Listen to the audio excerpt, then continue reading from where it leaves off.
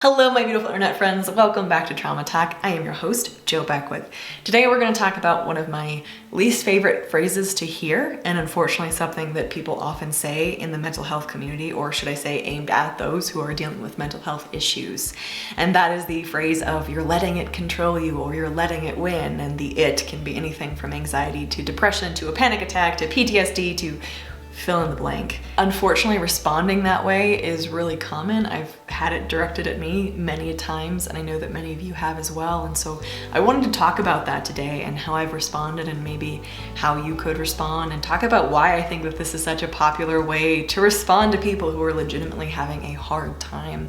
Before we dive in, if you are interested in mental health content like this, I would love it if you would consider subscribing to this channel, as that is exactly what we do here on Trauma Talk. So one of my patrons over on Patreon wrote me about a situation in their life where they had a panic attack and someone told them that they were just determined to panic, that they were letting it win, basically. And this is heartbreaking to me to hear, because I've had similar things said to me, and I know the weight of that when you are trying to battle something in your head, in your mind, in your body, and someone blames you for it, someone tells you it's your fault, and essentially insinuates that it's a choice by saying you're determined to feel this way or you're letting it win. Those do hint at the idea that if you chose something else, you could simply feel a different way. They almost suggest that you want to feel that way. That's so harmful to hear, because it's not the reality of the situation.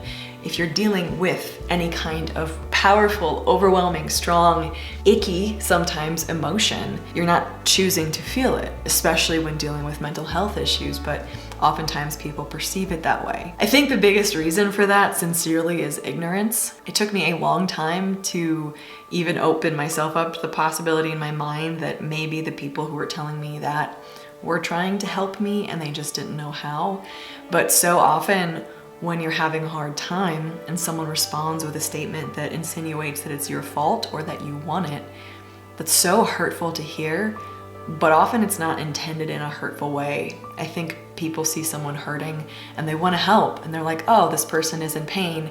I'm going to say the first thing that comes to mind, and because I don't want to dig into the situation, because I'm not willing to engage or sit with someone in this discomfort, sit with someone in their pain, the first thing that comes to mind is just be better, basically, right? And that would be super duper nice if it worked that way. Alas, it doesn't. One of the most frustrating things about mental health issues, at least in my own life, let me know if you relate, is that they last so damn long.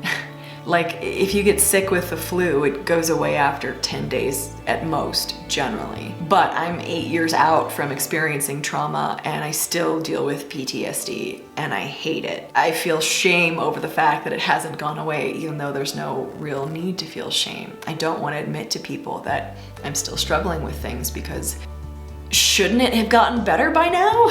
No, the answer is no, because that's not how brains and how bodies work. That's not how mental health works. But I think we're, as a society, very uncomfortable with the fact that healing doesn't happen overnight. We're very uncomfortable with the idea that it takes a long time to find any semblance of normal again. It takes a long time to figure out even one coping method that could work in the middle of a panic attack. That alone can take years. Giving easy answers and easy solutions and easy suggestions like, you're just determined to feel this way, that's obviously the only thing that could be happening here, otherwise you'd be better, is lazy and ignorant, but I don't think is often intended from a place of malice. I think people just see other people hurting and they don't want to engage. I talked about this specific thing on the channel before, but I think one of the heaviest curses of dealing with trauma or a mental health issue is that oftentimes the responsibility for educating people and for explaining what's going on falls on you, which makes sense, but it's so hard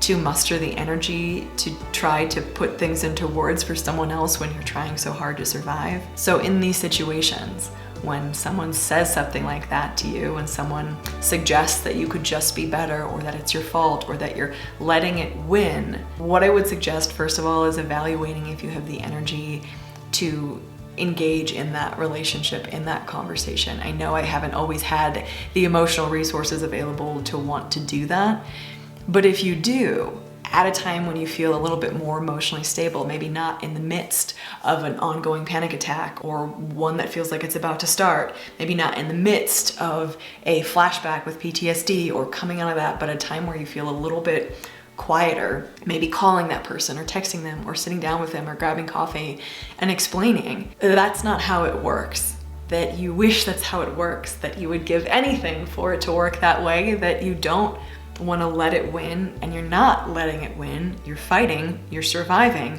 and that is what this looks like. I personally have found it handy to direct people to resources, like to send them links to things that also say the things that I am saying, that like say, hey, PTSD doesn't go away overnight, or hey, panic disorder is a real thing and this is what it looks like and here's how to actually help someone. Because when people say these easy answers, not always, but oftentimes I think they really just don't know what else to say, what else to do. They feel helpless, much like we do when we're in the midst of all those emotions. And as epically unfair as it feels, to some extent, it ends up being our responsibility to help someone understand where we're coming from, help someone understand what we're feeling if we want to continue that relationship. The second or third video I ever did on this channel was on the phrase, don't let your abuser win. Because people would say this to me often in the first year and a half after I got out of that horrible relationship.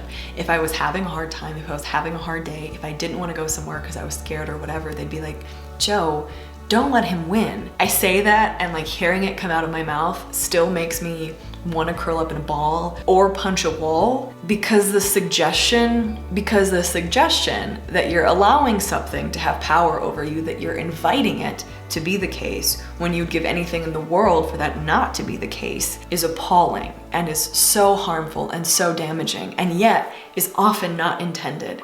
And so I had to have conversations with people being like, listen, I'm not letting him win. I am just legitimately trying to find a way to survive this year, to not jump off a bridge, to breathe until I go to bed tonight. And this is what that looks like right now. And the best way you can help me is simply by listening, by asking how I'm doing, and then listening, by asking how I'm doing and then not correcting my feelings. I think another small issue is that sometimes with so much information out there, we all think we're little experts on things. So if someone's seen an article once on how anxiety was fixed by fill in the blank, they think that they have the authority to speak on it when they definitely don't. So first of all, if people have said this stuff to you, I'm really sorry. It sucks to hear. It hurts to hear. It's not accurate. You're not letting emotions win. Just because it's happening doesn't mean that you want it to be happening. Those of us who understand how this really works, people who are actually educated, understand that. What you're experiencing is not your fault. What you are experiencing is not your fault, and it can and it will get better with time and with work. There are safe people who get it, who understand, and maybe the person who even said that to you could be a safe person with some time, with some conversations, and with some education. But on the flip side, if you don't have the emotional resources to have those conversations with someone, to explain where you're coming from, to explain what you're dealing with, that's okay. It's not your responsibility to educate everybody in your life about everything you're experiencing, and if what they're saying is harmful, you can just say it's harmful and leave it at that. Thank you so much for listening, guys. The light is now in my eyes, and so I'm gonna go ahead and call this a video right here. I'd love to hear your comments in the comment section down below and your thoughts on this. Have people said this to you? Have you said this to people? I know that in the early years of my life as a teenager, I know I said similar things. I know I was guilty of this until I learned better. It's a learning process for all of us. I love you guys. I'm thinking of you, and I will see you in the next video. Bye, guys.